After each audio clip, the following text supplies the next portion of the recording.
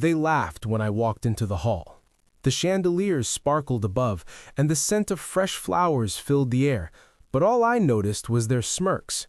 My parents, my aunts, my uncles, they were all there, whispering and pointing, the same way they had done my entire life.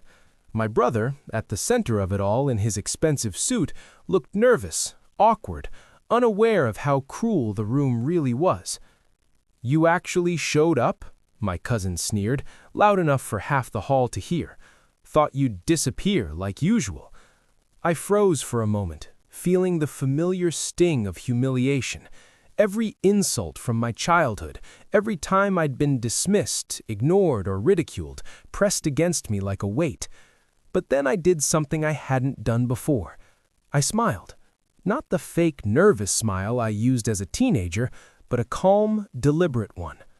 I moved slowly through the crowd, nodding politely, as if I belonged there, letting them take in every step, every measured motion.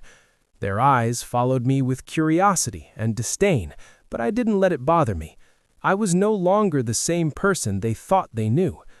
When my parents finally noticed me, my mother's face twisted in a mix of surprise and disapproval. "What are you wearing?" she asked sharply, as if my appearance could erase my very existence. "I thought I'd come support my brother," I said, voice steady, carrying across the whispers of the room. "He's my family, after all." My father's eyes narrowed, the way they always did when I did something unexpected. He opened his mouth, probably to scold, but I ignored him and went straight to the table with the hors d'oeuvres. I poured myself a drink, letting the murmurs swell around me. As I sipped, I noticed them leaning closer, curious about my sudden calm. They didn't realize I had spent years preparing for this very moment. Every insult, every slight, every time I'd been dismissed, ignored, or ridiculed, pressed against me like a weight. Every snide remark had driven me forward, building a life they didn't believe I could. My career started quietly, like everything else I did. While they were busy mocking me for working odd jobs, I had been studying business, investing wisely, and building connections in ways they would never notice. I had left my hometown for the city, taking jobs that no one respected, but that gave me knowledge and opportunity. I had learned to be patient, to watch, and to wait for the exact moment when they would see me differently. And now, that moment had arrived. The engagement ceremony progressed. My brother gave his speech, and everyone clapped politely. I waited for the perfect time, letting my presence simmer like a quiet storm. As the music paused for the photo session, I stepped forward. Everyone looked at me, some with curiosity, some with suspicion. My mother's eyes flickered to the guests, probably wondering why I hadn't left yet.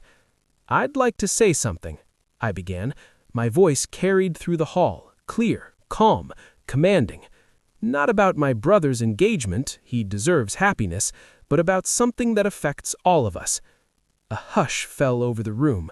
My parents exchanged a glance, their expressions tightening with confusion. "You own the company that all of you work for?" I said. Every word hit them like a hammer. The whispers died instantly, replaced by stunned silence. They stared at me. I could see their minds spinning, trying to reconcile the small, quiet child they had mocked for years with the confident, composed man standing before them. What do you mean?" my father finally asked, voice shaking slightly. "I mean exactly what I said. Your salaries, your positions, your entire department reports to me. Every decision you make, every move you think you're in control of, it goes through me. I own the company." My mother's lips parted, but no words came out. My aunts and uncles were whispering frantically among themselves, looking at each other in disbelief. My brother froze mid-smile, suddenly realizing that his future in the family business, or at least the sense of security he had always taken for granted, was no longer guaranteed. I didn't stop. I let my revelations sink in, knowing the impact would hit harder the longer I held their gaze. "You all laughed at me," I said, letting the words land slowly. "You mocked me for my choices, my appearance, my career. You thought I would never amount to anything. But I worked while you doubted me. I studied, I invested, I built relationships, and I never stopped learning. And now, I'm the one you answer to." I could see the shock in their eyes. The pride they had worn for decades had been replaced with confusion, embarrassment, and a touch of fear. My mother finally found her voice. This isn't possible," she said, almost breaking. I smiled gently, almost pityingly. "It's very possible, and it's very real.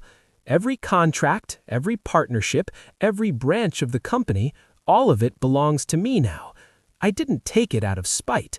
I didn't take it to punish you. I took it because I worked for it, earned it, and they trusted me when you didn't." The room was quiet now. Even my father's usual arrogance had faltered. He stared at me, trying to maintain control, trying to find an argument that would diminish me. There was nothing. I didn't gloat beyond the truth. My revenge wasn't about making them look small. It was about showing them that all their mockery, all their underestimation, had no power over someone who refused to be controlled by fear or judgment. "I hope my brother's engagement is everything he dreamed it would be," I said softly, turning slightly to my brother. "And I hope you all learned something from this, not about money, but about respect, patience, and humility, because that's what I earned over the years." I could see the sting of reality settling into my parents' faces. They had always believed that family status, money, and appearances were the measures of success. But success, I had learned, was built quietly, with focus and determination, without needing their validation. For the rest of the evening, I mingled politely, shaking hands with distant relatives, chatting with friends, all the while knowing the seed of astonishment had been planted. My presence was no longer an afterthought. I was visible, powerful, and untouchable in the ways that truly mattered. After the engagement party ended, my parents tried to speak to me privately. You shouldn't have done this here," my father said, almost pleading. "I did it because this is where it mattered most. I wanted you to understand that mocking someone doesn't define them. What defines them is what they build when no one is looking." My mother didn't answer.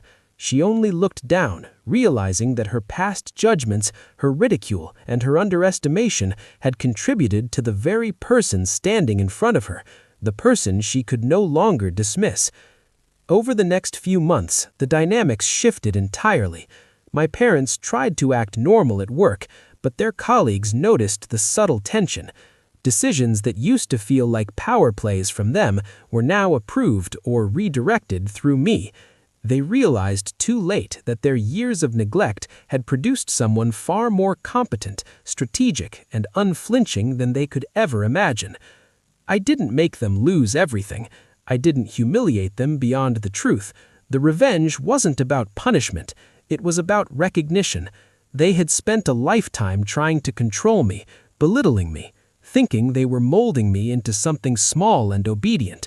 I had simply done the opposite. With my new authority, I focused on growth and innovation. I expanded the company, implemented ethical policies, and mentored younger employees. The same people who had laughed at me were now looking to me for guidance, support, and direction. They had no choice but to acknowledge the skills, vision, and determination they had spent years mocking. One evening, long after the engagement and the initial shock, my mother approached me quietly. I didn't know," she said softly, almost breaking. I smiled, not with pride, but with calm satisfaction. "You'll never forget it now, and hopefully you'll never underestimate anyone again, especially family." She nodded slowly. There were no tears, no apologies, nothing dramatic, just a quiet, mutual understanding that the rules had changed.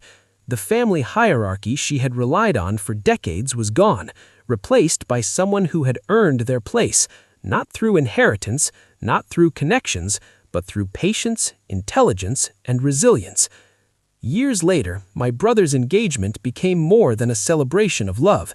It became a symbol of transformation. It marked the night I revealed who I truly was, not just to my family, but to myself. someone unstoppable, deserving of respect, and capable of building a life on my own terms, even when the people closest to me refused to believe in me. And that realization was worth far more than any applause, recognition, or fleeting satisfaction.